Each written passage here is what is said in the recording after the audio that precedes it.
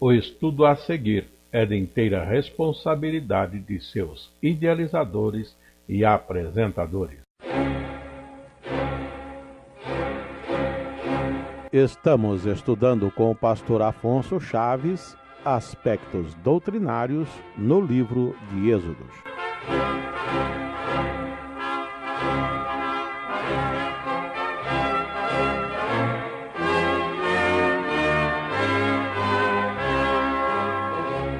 Dando continuidade ao nosso estudo nas Sagradas Escrituras, desta vez tomando como texto para meditação todo o livro de Pentateuco, quando livro por livro temos passado na sequência dos capítulos, procurando não destacar a parte histórica, mas a parte doutrinária que encontramos no texto sagrado. Atualmente estamos em Êxodo capítulo 12, e com a graça de Deus vamos assim procurar continuar, encerrando o capítulo 12 e entrando ao capítulo 13. Queremos antes fazer menção de uma pergunta, uma dúvida que foi apresentada para entendermos melhor a respeito dos dias da Páscoa. A Páscoa, cerimonial este que está registrado em Êxodo capítulo 12, e que consistia naquele cordeiro que era sacrificado assado em fogo, e do qual deveriam se alimentar à noite com pães sem fermento e ervas amargas. Isto era realizado no 14º dia do primeiro mês de cada ano. Segundo o que está registrado em 12, foi a oportunidade em que isso foi criado e determinado, e também estabelecido como um memorial que deveria ser executado todos os anos. Mas lembremos que todo dia 14, na verdade, acaba sendo um sábado, porque Deus determinava que não houvesse nenhuma obra servil, seria dia de santa convocação. E o calendário de Deus é assim, o dia que Deus determinava para ser de santa congregação, era aquele dia, não importando no calendário dos homens que dia era esse, passava a ser sábado. Mas observem que a Páscoa ou o cordeiro era sacrificado entre as 2 tardes.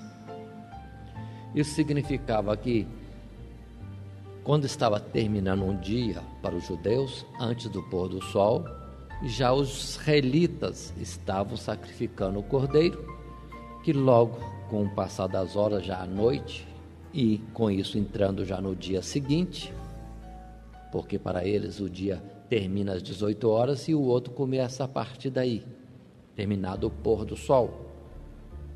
E assim sendo, observe que Jesus, como o verdadeiro Cordeiro de Deus que tira o pecado do mundo, foi sacrificado às 3 horas da tarde. 3 horas da tarde. Entre as 2 tardes, encerrando o dia que chamamos de sexta-feira, e já para entrar o dia de sábado. Por isso que tiveram uma certa pressa para depois tirar Jesus da cruz e também os outros malfeitores e providenciar sepultamento, porque o dia de sábado é dia santo, não poderia ficar nada pendurado no madeiro, porque maldito era aquele que fosse dependurado no madeiro. E para que a terra não fosse amaldiçoada, no dia santo tirava-se os corpos do madeiro. E Jesus foi então, observem, sepultado na sexta-feira, no final da sexta-feira, tendo assim ficado na sepultura o sábado inteiro, além desse pequeno período da sexta, e depois tendo a ressurreição acontecido na madrugada já do dia seguinte ao sábado, que é na verdade a primeira-feira. Jesus esteve então na sepultura sexta, sábado e na primeira-feira. Atentem bem para isto. 3 dias, que na verdade foram incompletos, mas os 3 dias foram caracterizados pela tragédia e também o ocorrido com Jonas, tragado pelo peixe, e assim ficou 3 dias, 3 noites no ventre do peixe, sinal de que Jesus estaria 3 dias também na face da terra, no seio da terra. É interessante, irmãos, observarem, estarem atentos nesse particular das Sagradas Escrituras. Deus fez todas as coisas em 6 dias, e o 7º termina a semana, e ali está prefigurado, simbolizado toda a obra de Deus, que também é para a nossa vida. Praticamente Deus está querendo dizer que nós temos tempo para trabalhar, viver 6 dias naquilo que é nosso, mas Ele nos convida para entrar no sábado, no descanso, onde culmina todas as coisas. E isso significando, mais detalhes, que temos toda a nossa vida, que será completa conforme Deus, no plano de Deus, se ao 7º dia entrarmos no repouso de Deus, que é a eternidade, com Deus, a glória celestial. Esse é o sentido. Observe que Davi, melhor dizendo, não Davi, mas Daniel disse que mudarão os tempos e as estações, e muitos estão colocando para vir para o futuro. Isso já é presente, tanto que a semana termina no sábado, 7º dia, e criaram um outro dia, chamando de domingo, e a semana mudou para uma outra oportunidade, o dia seguinte, que continua felizmente chamando de segunda-feira, para alertar a gente de que na verdade tinha uma primeira-feira, que simplesmente sumiram com ela. Mas a semana termina no 7º dia, no dia seguinte ao 7º, já é a primeira-feira. Tempos e estações já estão mudados, fugindo do projeto de Deus, mudando, tirando da nossa convivência normal na face da terra aquilo que Deus instituiu. Mas continuemos mais um pouco, entrando no capítulo 13, onde temos feito a interrupção para darmos continuidade no dia de hoje.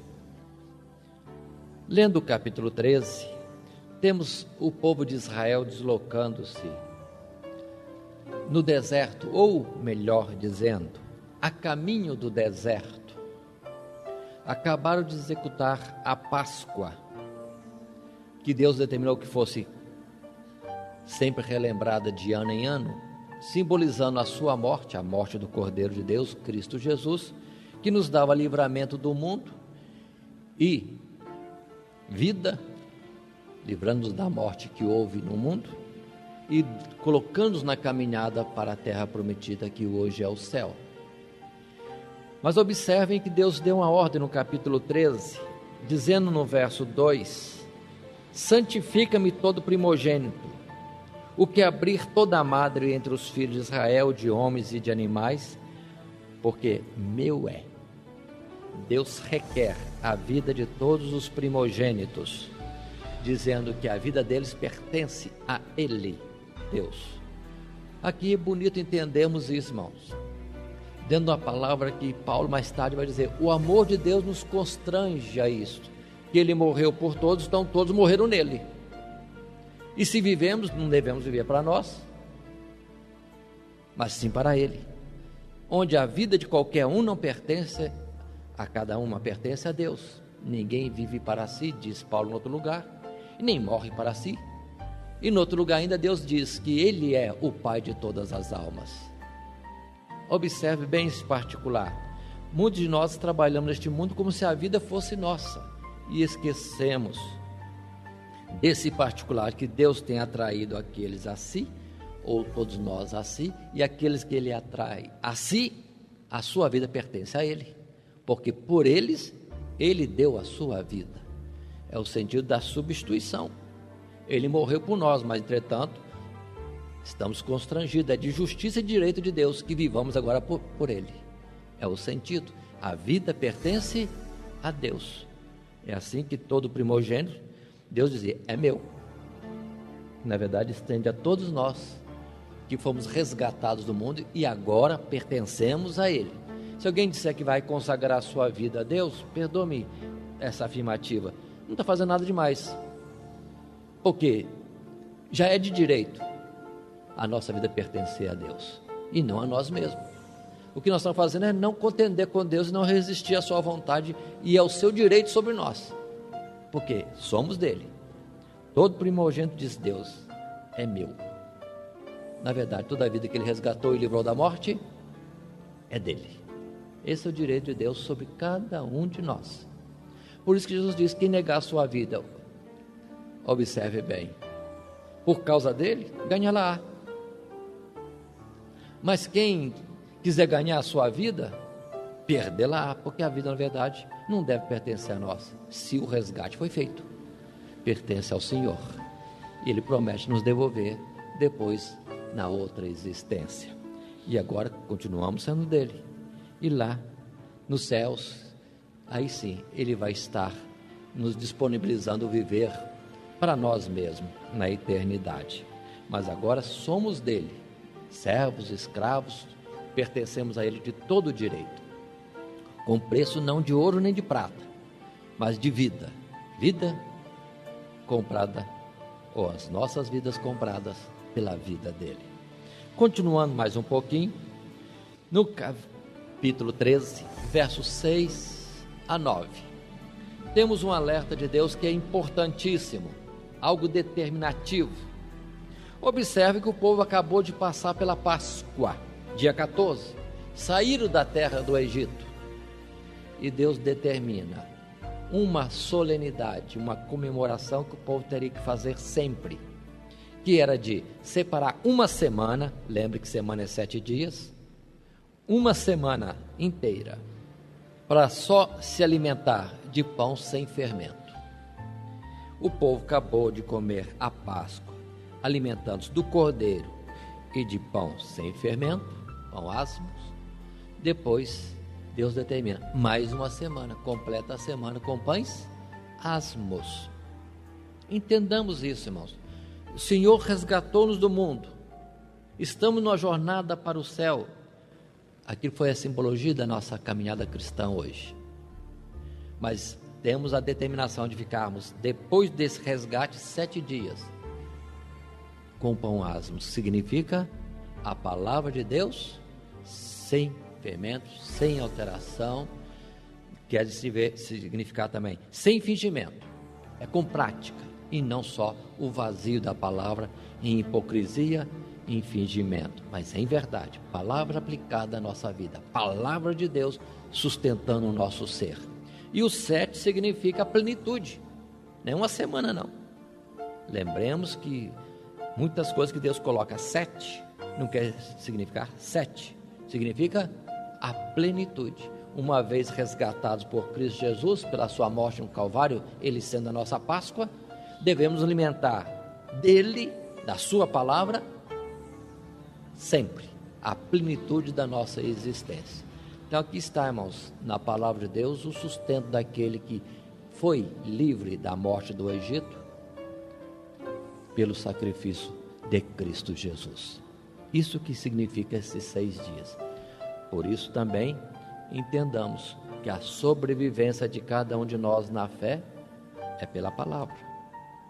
Sem a palavra, é como se estivéssemos em jejum das coisas de Deus. Não teríamos o sustento, porque ela é aquilo que traz o vigor para o nosso ser espiritual. E Deus determinou, de tal forma que se alguém quiser viver sem a palavra de Deus, está escrito, não participando da semana de comer pão sem fermento, esse é o sentido da palavra, viver pela palavra, é excluído do povo de Deus.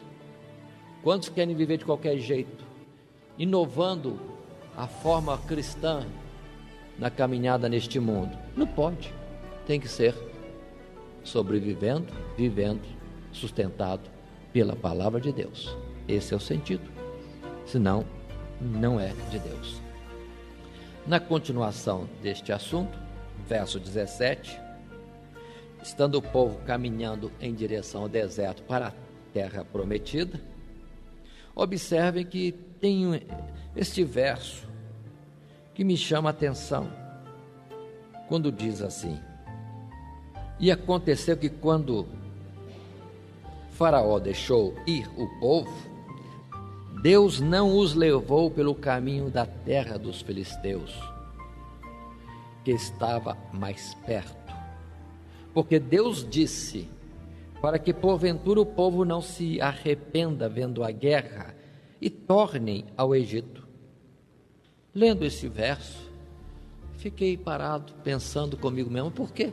Um Deus todo-poderoso, ele ia empurrando os filisteus para frente e o povo chegava na terra prometida, sem encontrar os filisteus. Tem muitas questões na palavra de Deus que o sentido, na verdade, deve ser outro. E eu entendo aqui, de uma certa forma, o cuidado de Deus não deixar, nessa caminhada cristã em direção ao céu, a gente passar por algum tipo de guerra que nós não suportamos. Pelo que Deus faz a gente estar livre de alguns problemas mais fortes do que isto, a guerra. Pelo que Deus disse, voltariam ao Egito.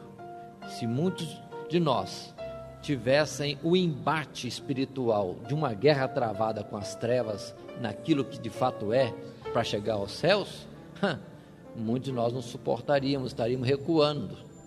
Pelo que o que nos sobrevém, como disse lá o escritor de Hebreus, o que nos sobrevém quando aceitamos a fé, é na medida daquilo que nós podemos suportar. Mas observem bem um particular, vou continuar o assunto, mas também no texto a seguir. Deus vai com o povo, bonito, na nuvem que os cobria na caminhada, e na coluna de fogo que estava diante deles toda a noite.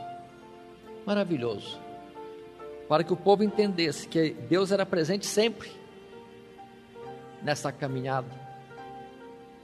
Significava proteção, significava uma fortaleza protetora, uma forma de guiar o povo. Eles tinham uma direção, uma orientação certa, e era para entender, ver Deus constantemente conosco. Muito bem, isso para caminhar, diz a palavra, dia e noite. No sentido espiritual, Deus não quer que nós paremos no deserto, irmão. No sentido espiritual, não é para nós pararmos, é caminharmos sempre, dia e noite. No sentido de caminharmos na obra de Deus, quer seja quando o tempo está claro espiritualmente dizendo, a luz, quando também as dificuldades, as trevas começaram a nos envolver. No sentido espiritual, caminhar sempre. Deus está presente, Deus vai clareando o caminho ainda que as trevas queiram avançar. Mas, mais um pouquinho, Deus operando estas coisas, no capítulo 14, diz assim, verso 2, Deus mandou Moisés, fala aos filhos de Israel, que voltem e que acampem diante de Piairote, entre Migdol e o mar, diante de Baal-Zefon, em frente dele assentareis ao campo, junto ao mar. Numa caminhada que não era pelo caminho dos filisteus, que era pertinho, muito perto, rápido, Deus ainda mandou recuar, voltar e ficar entre o mar e outros lugares definidos, segundo a palavra de Deus. Observem bem esse particular. E Deus disse, então Faraó dirá dos filhos de Israel, estão embaraçados na terra, o deserto os encerrou. Deus estava, na verdade, armando uma armadilha para o próprio Faraó.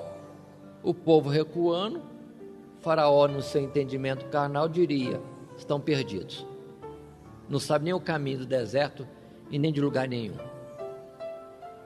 e teria o seu coração endurecido, reconsiderando a falta dos serviçais no dia a dia, e vai querer buscá-los de volta, e Deus vai completar o seu juízo sobre a terra do Egito. E os irmãos sabem muito bem, a sequência que temos é que quando isso acontece, a notícia de que o povo de Israel estava vagando no deserto e voltando na caminhada, estão perdidos. O Faraó determina, vamos buscá-los, e vão com o seu exército ao encalço do povo de Israel. E o povo de Israel vê que eles estão vindo do outro lado do mar. O que fazer? É quando há um temor do povo de Israel diante do exército de Faraó. Diz o verso 10 do capítulo 14: e chegando Faraó, os filhos de Israel levantaram seus olhos, e eis que os egípcios vinham atrás deles, e temeram muito. Então os filhos de Israel clamaram ao Senhor, estremeceram ao ver o exército egípcio. Para um pouquinho, irmãos. Tem coisas que intrigam. Por que Deus não os conduziu para o caminho dos filisteus, mas fez voltar e deparar com o exército de Faraó, que é mais poderoso? Há coisas que, vamos dizer assim, trazem para nós uma admiração e uma interrogação. Por que uma coisa aqui e outra parece que é a mesma? Mas observe a diferença. Por que Deus ia atuar poderosamente contra os filisteus, se os filisteus não sabiam quem era Deus? Mas em Faraó e nos egípcios já existia uma situação de conhecer a Deus e colocarem-se contrários. Então Deus poderia de fato ir aniquilando os filisteus para dar passagem a Israel. Mas por quê? Dentro de uma indagação das almas haveria: por que isso não sucede? Deus não vai trazer um castigo e assim sem mais, sem menos, se não é entendido primeiramente por quê. Se não há dentro da pessoa a razão, Deus não tem interesse em destruir as almas, mas em salvá-las. Mas já no Egito a coisa era diferente, já conheciam a Deus.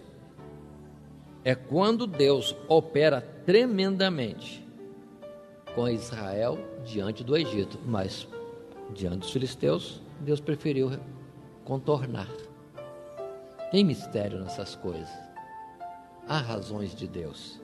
Mas vamos mais um pouquinho. O povo de Israel, dissemos, estremeceu, clamaram a Deus. Só que no verso 11 esse clamor não ficou como um pedido, ficou como uma murmuração. Clamar em termos de invocar, suplicar, pedir socorro é muito bom, mas em termos de murmuração, o verso 11 e 12 dizem: disseram a Moisés: não havia sepulcros no Egito para nos tirares de lá, para que morramos neste deserto? Por que nos fizeste isto? Que nos tens tirado do Egito? Ainda verso 12: não é esta a palavra que te temos falado no Egito, dizendo: deixa-nos que sirvamos aos egípcios? Pois que melhor nos fora servir aos egípcios do que morrermos no deserto. Observam que Deus que está trabalhando com o povo, operando maravilhas, e o povo sempre esquece da presença de Deus, na nuvem, na coluna de fogo, nos prodígios diversos que já aconteceram. Esquecem rapidamente da existência de Deus, e quando vem um problema, Moisés é o responsável, Moisés é o culpado. Ainda hoje não fazemos assim, irmão? Vem uma dificuldade em atribuir isso ao irmão ou à irmã, ao esposo, à esposa, ao filho ou ao pai, ao governador, a alguém, em final de contas, e ninguém enxerga Deus na nossa vida? Nós mesmo não enxergamos? Precisamos atentar a isso.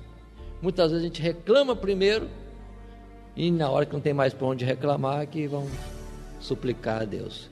Esquecemos que Deus está presente nessa nossa caminhada. Será que nós estamos vendo a coluna de fogo, irmãos? Ou não estamos vendo coluna de fogo nenhuma? Nem nuvem nenhuma nos protegendo? Continua este assunto.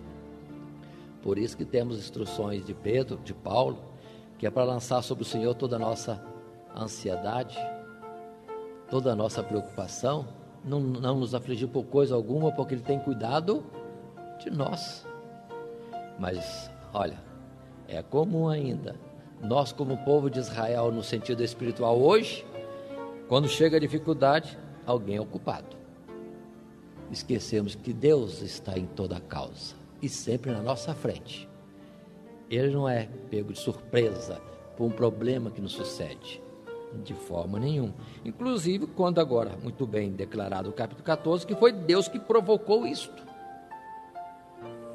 Mas Moisés já entendeu. No verso 13, Moisés diz ao povo: não temais, estai quietos e vede o livramento do Senhor, que hoje vos fará, porque aos egípcios que hoje vistes, nunca mais vereis para sempre. O Senhor pelejará por vós e vos calareis. Aí está tudo. Deus estava trabalhando pelo povo. Só Moisés enxergava isso? As sequências são fatos que mostram o poder de Deus, o seu cuidado, a sua estratégia. Quando Deus faz que aquela nuvem que os cobria vir e colocar-se entre o exército egípcio e o povo de Israel, separando um do outro.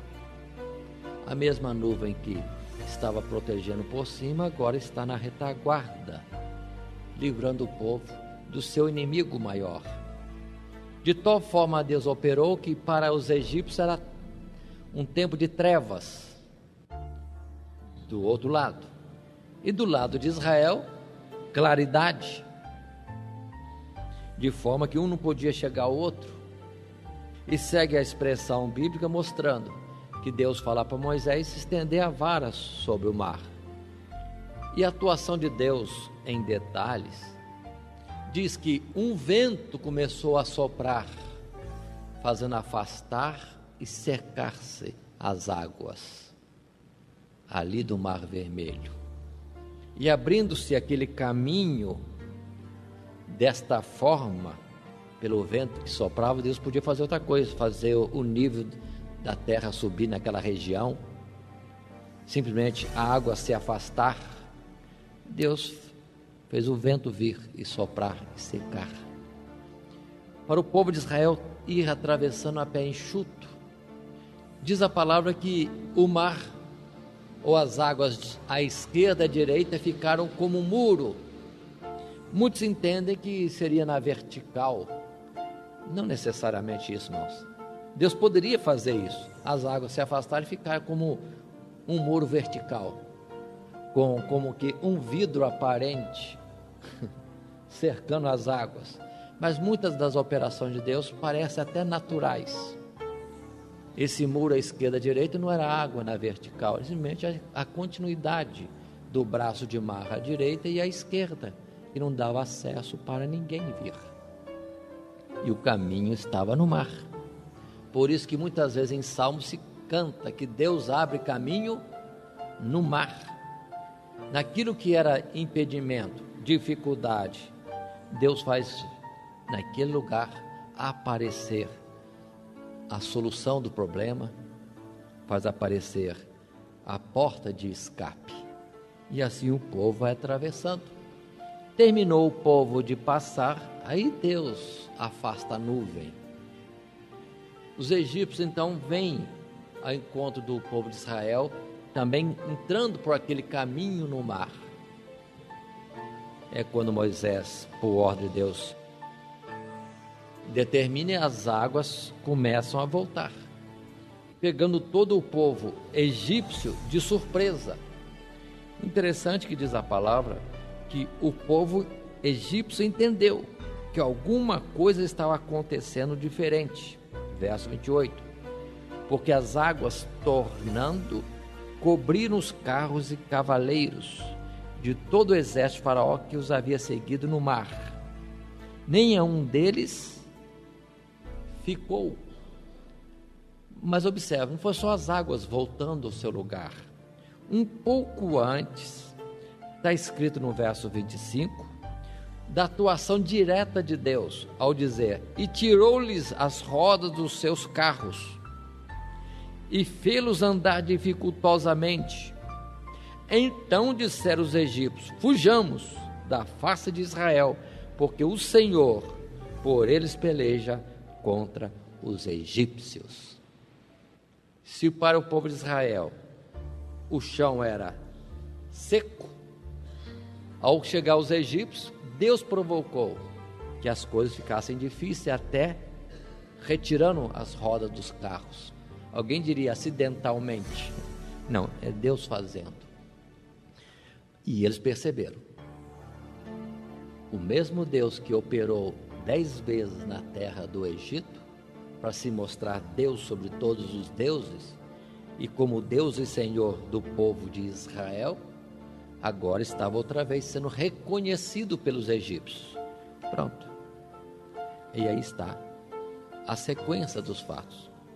Israel vê a todos aqueles que eram seus inimigos perecendo. E diz o verso 31, e viu Israel a grande mão que o Senhor mostrara aos egípcios, e temeu o povo ao Senhor, e creram no Senhor e em Moisés, seu servo. Meu Deus, quantas vezes precisa ver maravilhas para crer no Senhor? Mas parece que é uma fé de pouca duração, que no primeiro obstáculo que vem já estão esquecendo, e quando aparece uma maravilha nova, agora creio no Senhor. Dá vontade de perguntar, por quanto tempo mais? Até o dia de hoje as coisas continuam assim. Observe quantas vezes eles já exaltaram a Deus que os livrava, e agora creram no Senhor e temeram a Deus. Na verdade, Deus vai se revelando aos poucos, cada vez muito mais admirável ou digno de admiração, nas novas etapas da nossa vida em que Deus opera em nosso favor para nosso livramento, se fazendo conhecer. Portanto, vamos entender isso também, que esse povo de Israel somos nós mesmos, não tem nada diferente. Mas continua a palavra, no capítulo 15, verso 2, uma coisa interessante. Verso 2: o Senhor é a minha força, cantavam os israelitas, e o meu cântico, ele me foi por salvação. Este é o meu Deus, portanto lhe farei uma habitação. Ele é o Deus de meu pai, por isso o exaltarei. O que tem de interessante nesse verso simples? Acrescentando um pouquinho mais à frente, verso 11: ó Senhor, quem é como tu entre os deuses? Quem é como tu, glorificado em santidade, terrível em louvores, obrando, ou seja, fazendo maravilhas? Agora estão cantando louvores a Deus como sendo o seu Deus. Mas voltemos uns poucos minutos atrás. O que o povo de Israel dizia? Bom era estar mesmo no Egito, como escravos. E agora estão cantando que Deus é o Deus deles, é o Deus de seus pais, Ele é o Deus que é sobre todos os deuses. Até que enfim poderiam estar dizendo isso com entendimento. Mas irmãos, destaco algo mais aqui, nesse particular, a partir do verso 11. Deus afamado, Deus sendo conhecido na terra. Primeiro, Deus está se revelando a Israel, o seu povo. Mas observe o verso 14. No cântico que o povo fez, cântico de Moisés e que o povo acompanhou, está escrito assim: os povos o ouvirão, eles estremecerão, apoderar-se-á uma dor dos habitantes da Filistia. O que está sendo dito isto? Verso 15: então os príncipes de Edom se pasmarão, dos poderosos dos moabitas apoderar-se-á um tremor, derreter-se-ão todos os habitantes de Canaã. Moisés, ao expressar essas palavras, cantando com o povo isto, ou diante do povo, está mostrando que Deus está usando de tudo aquilo. Observe, primeiro lá atrás para se revelar aos egípcios, e agora para se revelar às demais nações do mundo. Por isso que não podia atacar os filisteus livrando a Israel. Os filisteus não conheciam Deus, o Deus verdadeiro. Eles também teriam oportunidade de salvação. Primeiro os egípcios e agora todas as nações. Deus fazendo nome para todo mundo, para conhecer que é um Deus que é sobre todos os deuses. E a terra do Egito foi escolhida por isso, que era o império dominador daquela época. A maior nação, o maior poderio, é lá que Deus agiu, com o povo escravo, para que a glória não fosse do povo, mas fosse daquele que os resgatava. Deus se faz conhecido em todo o mundo. E observe que mais tarde nos profetas isso vai sendo continuado. Deus dizendo que a terra se encheria do conhecimento de Deus, como o mar se enche das águas. Deus tem vontade de se fazer conhecer em todo o mundo. E às vezes nós é que somos o porta-voz de Deus, o Israel de Deus, pelo qual Deus se faz conhecido ao mundo, nas nossas dificuldades, nas nossas oportunidades de glória. Em tudo isso é para o mundo ver em nós um Deus que é sobre todos os deuses. É Deus se revelando para então virem a Ele e então serem salvos. É o Deus que ama o mundo de tal maneira e que quer salvar todos a qualquer preço. E o preço que já pagou foi a si mesmo, quando se deu por nós, de uma forma tão tremenda. Deus se revelando ao mundo. Continuemos mais um pouco. Quero ler ainda no verso 13 uma expressão. Volto, entretanto, ao verso 2. Quando Moisés, naturalmente inspirado por Deus, ele diz assim: é o meu Deus, portanto lhe farei uma habitação. Observe bem isso. Depois o verso 13: tu com a tua beneficência guiaste este povo que salvaste, com a tua força o levaste à habitação da tua santidade. Duas vezes se fala de habitação. Verso 17: tu os introduzirás e os plantarás no monte da tua herança, no lugar que tu, ó Senhor, aparelhaste para a tua habitação, no santuário, ó Senhor, que as tuas mãos estabeleceram. O Senhor reinará eterna e perpetuamente. Não estou entendendo? Qual é a máxima desses versos? Habitação. Habitação. Primeiro Moisés diz que vai providenciar um lugar de morada para Deus. O homem disposto a apresentar a Deus um lugar de morada. Depois ele mesmo dizendo que ele, povo de Deus, e o próprio Moisés, está sendo conduzido por Deus num projeto de Deus, de colocá-lo numa terra de santidade. Olha como é que é bonito isso, irmão. Mas por que Moisés disse que lhe faria habitação? Sim, que na verdade Deus é que estava fazendo uma habitação. É uma coisa recíproca. É o que hoje está acontecendo na verdade. Deus quer habitar em nós, é vontade dele. E ele quer que nós, como Moisés, ofereçamos para ele um lugar de morada no nosso ser. Por isso que Jesus disse: eis que estou à porta e bato. Se ouvir a minha voz e abrir, entrarei e morarei com ele. Observe bem esse particular. Faremos nele morada, usando o texto bíblico. Deus quer estar conosco, mas que nós ofereçamos para ele o espaço, porque por sua vez ele também tem preparado para nós um espaço. Agora compare tudo isso com aquilo que Jesus disse: na casa de meu pai, disse Jesus, há muitas moradas. Muito bem, irmãos, mas atenção para isso. Não é qualquer morada, não é uma morada qualquer. Que tipo de morada é? Aqui nós temos, dentro desse texto que nós estamos acompanhando, no capítulo 15, a expressão de que é uma habitação da santidade dele. Agora compare com Hebreus.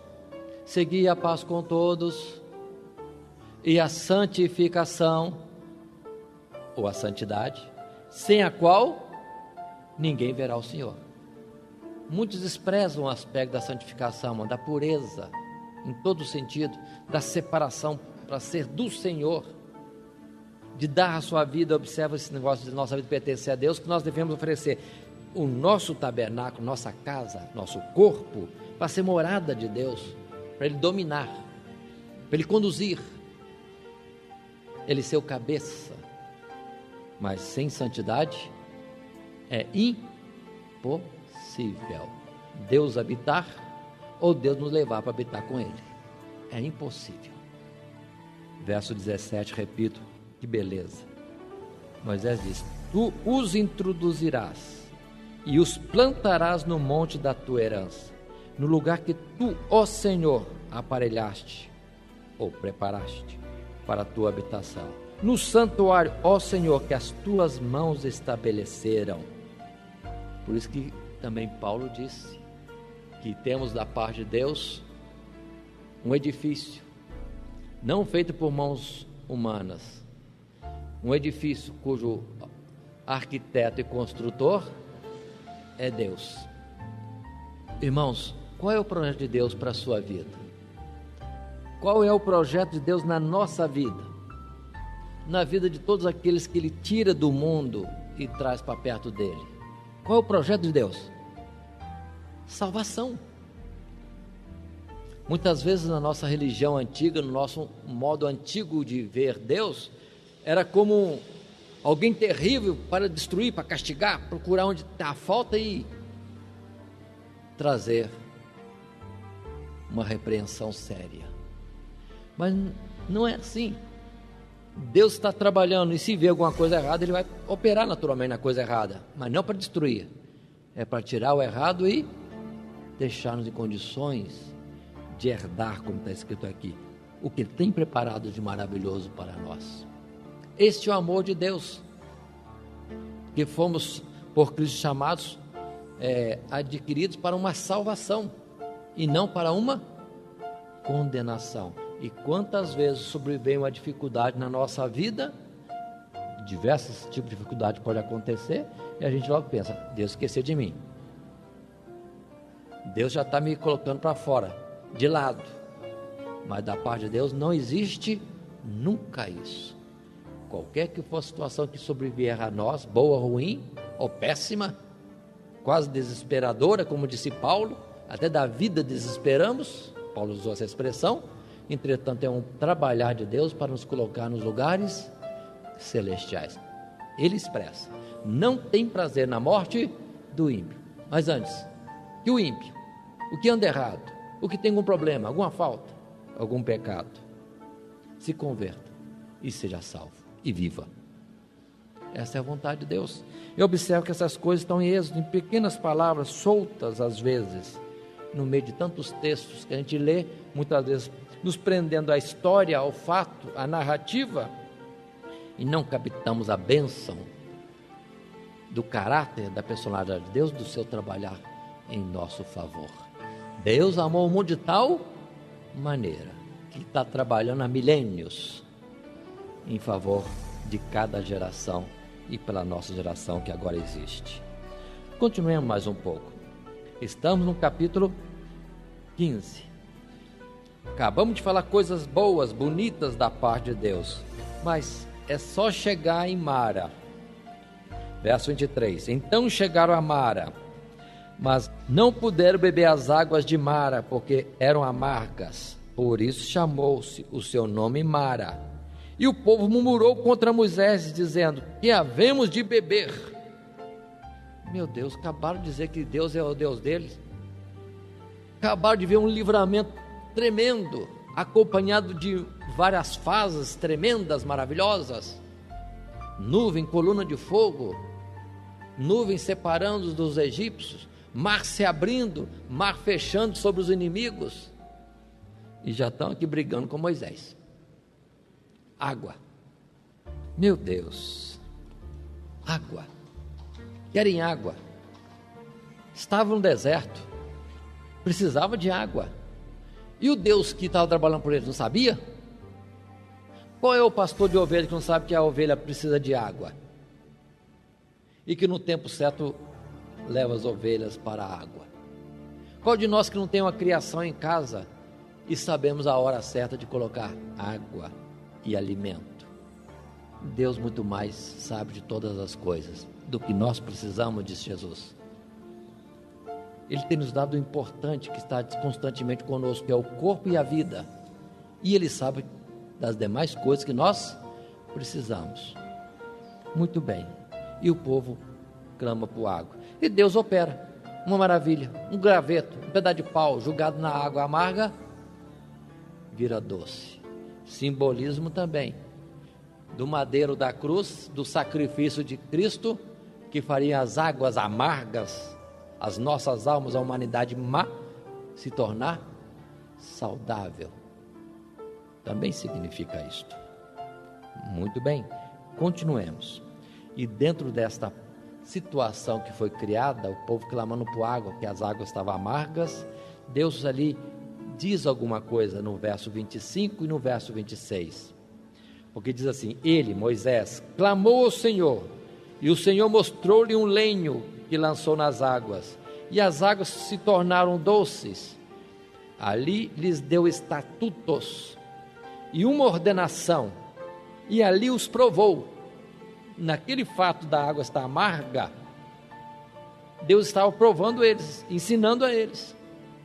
E conclui-se no verso 26 ao se dizer: se ouvires atento à voz do Senhor teu Deus, e obrares o que é reto diante de seus olhos, inclinares os teus ouvidos aos seus mandamentos, e guardares todos os seus estatutos, nenhuma das enfermidades porei sobre ti, que pus sobre o Egito, porque eu sou o Senhor que te sara.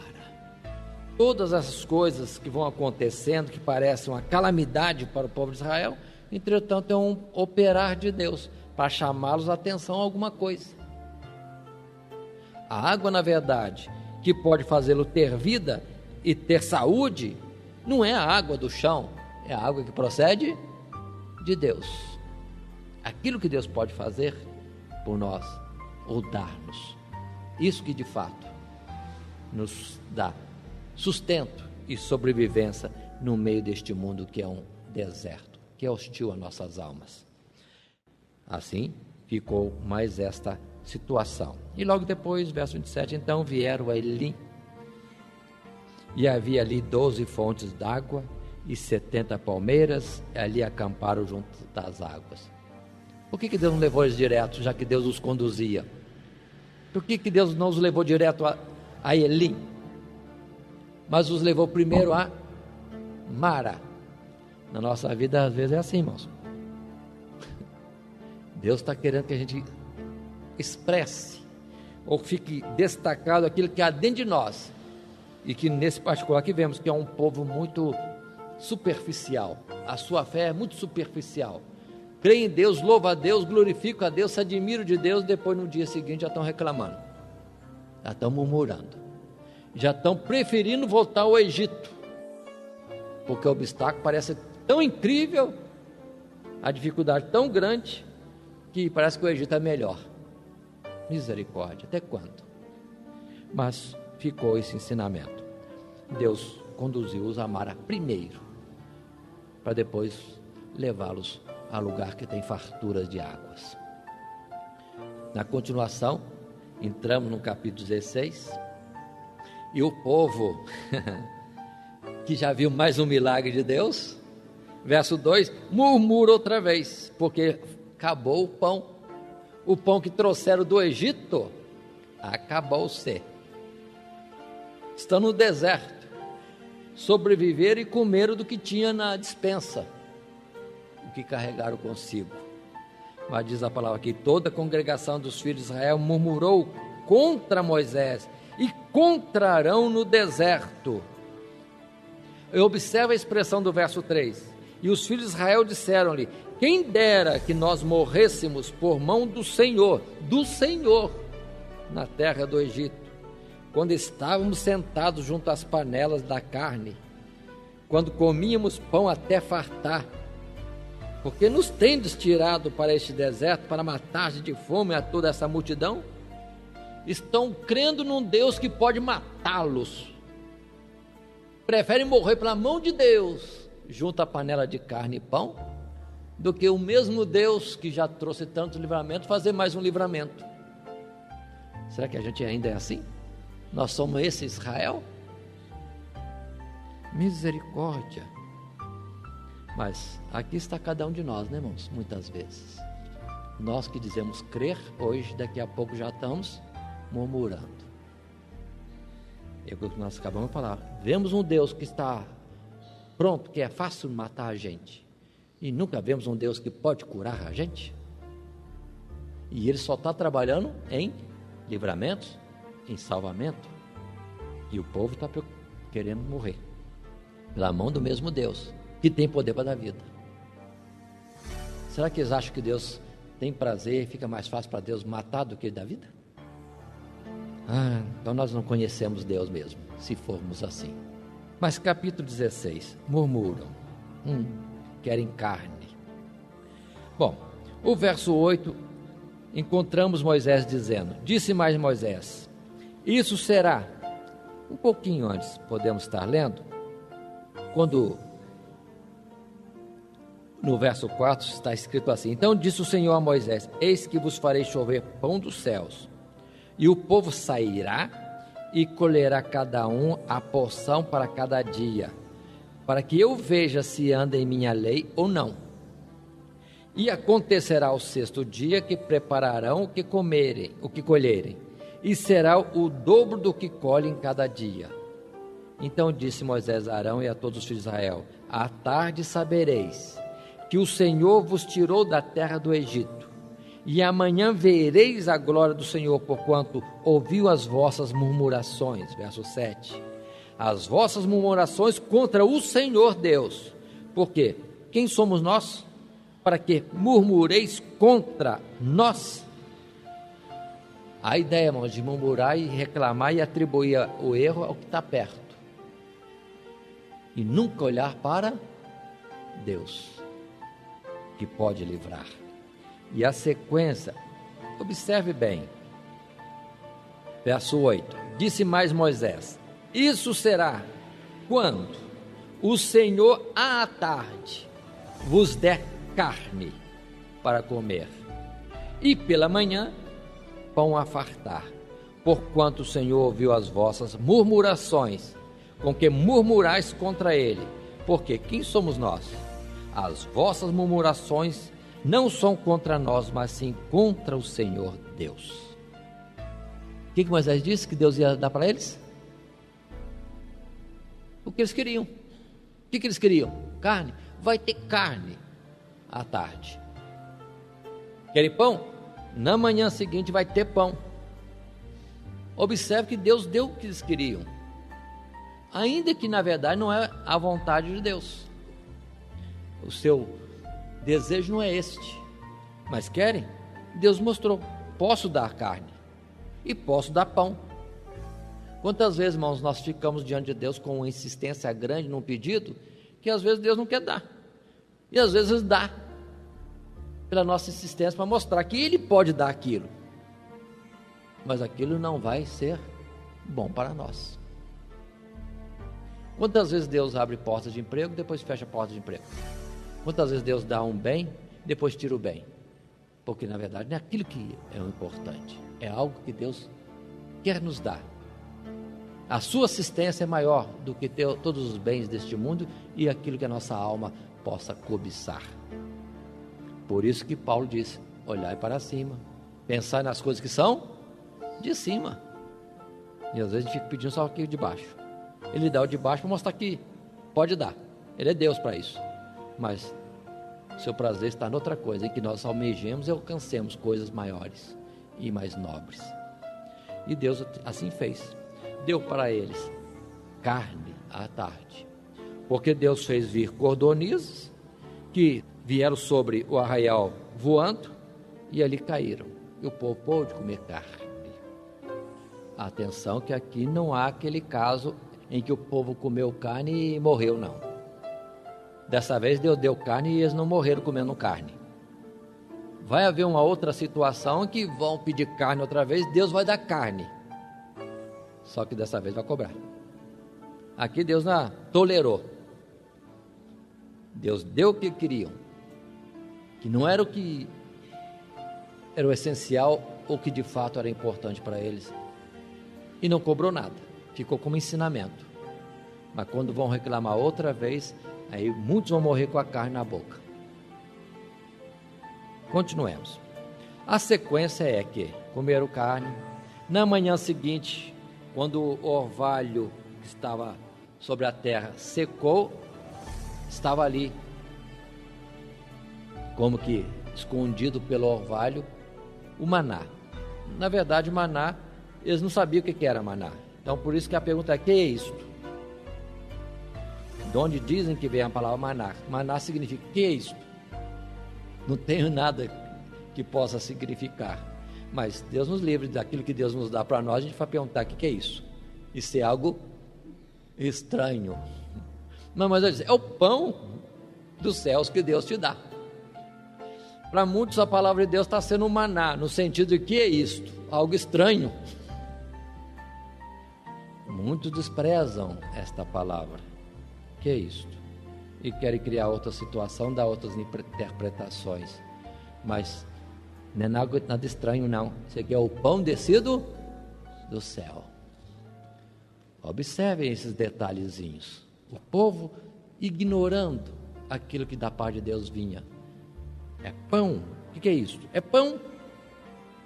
Não era para você continuar perguntando: que é isso? Que é isso? Que é isso? Que é isto? A vida toda perguntando: que é isto? Mas tinha que entender: é o pão. E pegar a porção necessária. Aqui tem muito ensinamento, irmãos. Tudo isso significa a providência de Deus, que vinha a cada dia para eles. E a ordem de Moisés da parte de Deus era como ensinamento que eles deveriam colher cada dia. E colhendo, deveriam fazer o que bem entendesse: cozinhar, fazer bolo, fazer frituras. E eu creio que Deus daria graça para ter imaginação, como a dona de casa pode fazer com alguma coisa, muitas variedades de prato. Com um elemento como, por exemplo, batata, pode fazer tanta coisa com batata, meu Deus. Pode cozer, não é assim? Pode fazer soufflé, pode fazer bolo, e quem entende disso pode ter muitas outras ideias.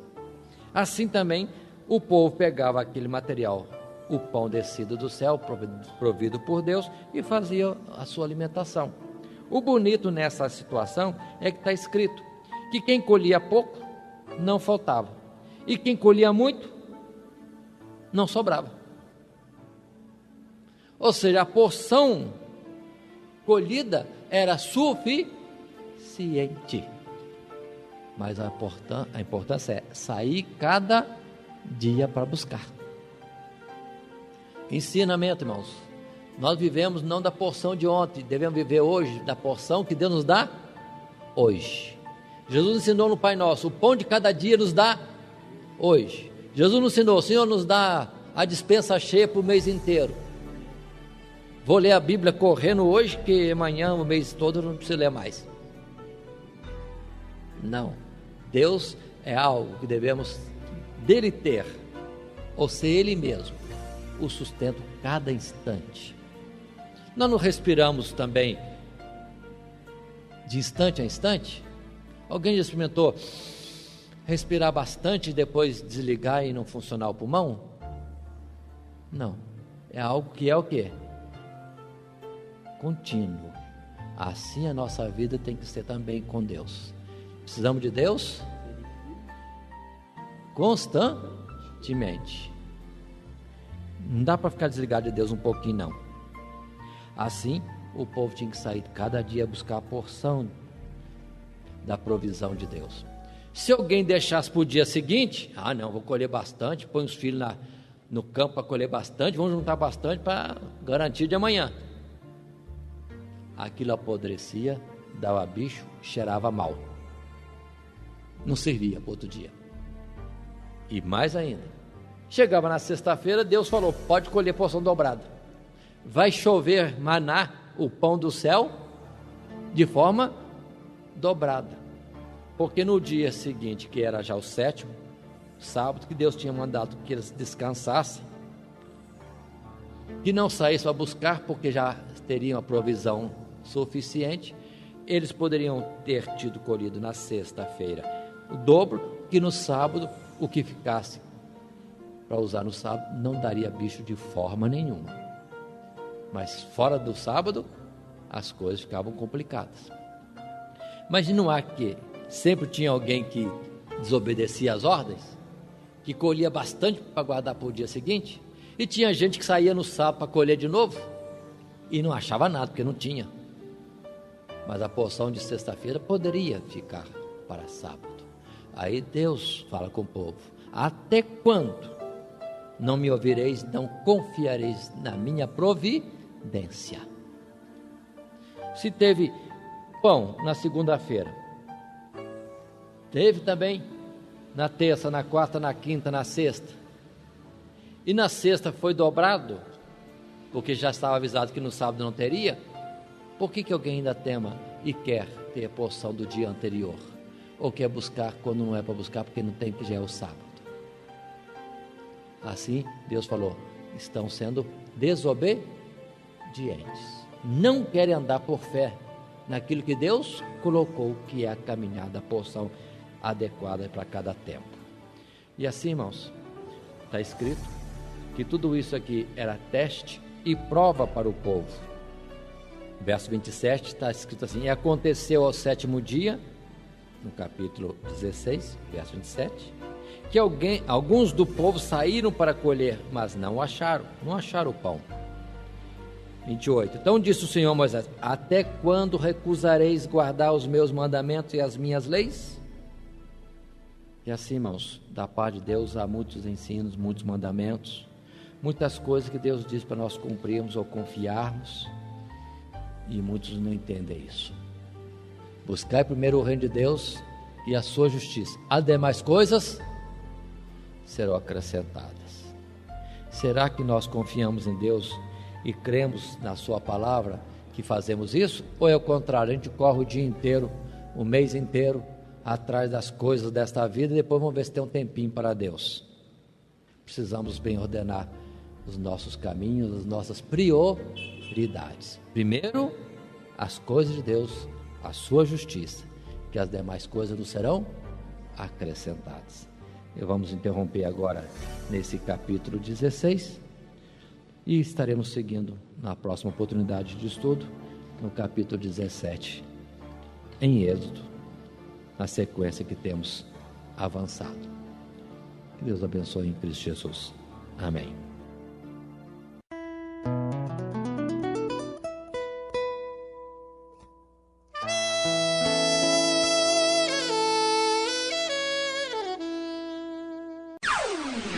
Todo dia, toda hora, muito mais prazer em ouvir. Radionete Grata Nova. Web Rádio, a qualidade que faz a diferença, cada vez mais necessária. Rede Grata Nova de Evangelização. Acesse nosso site www.horadadecisão.com.br. Hora da Decisão, tudo junto, sem acento.